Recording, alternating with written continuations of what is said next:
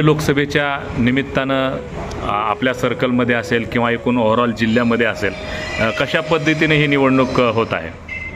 ही जी निवडणूक आहे लोकसभेची 2024 ही विकासावर इलेक्शन चालू आहे आणि विकासावरच इलेक्शन लढलेलं पाहिजे.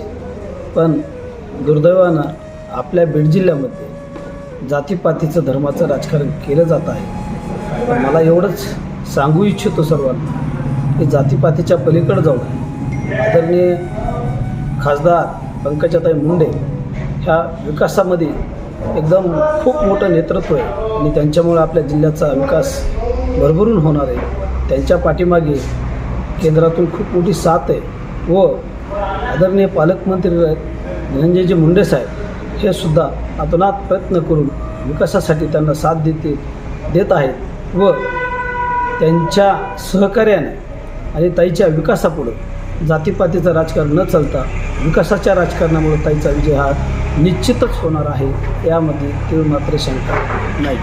आपण आपल्या बीड जिल्ह्यातल्या मतदारांना काय सांगू इच्छिता?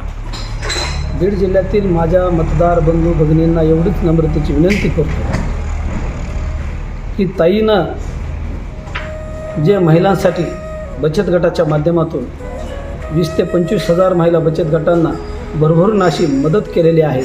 ताईचा 5 वर्षाचा विकास जर पाहिला व ताईचं काम पाहिलं तर सर्वांनी ताईच्या विकासासाठी घरातून आपापून कंटाळा न करता मतदान करण्यासाठी सर्वांनी बाहेर येऊन नंबर 1 कमळाच्या चिन्हाच्या समोर येऊन बटन दाबावं एवढंच मी आवाहन करतो.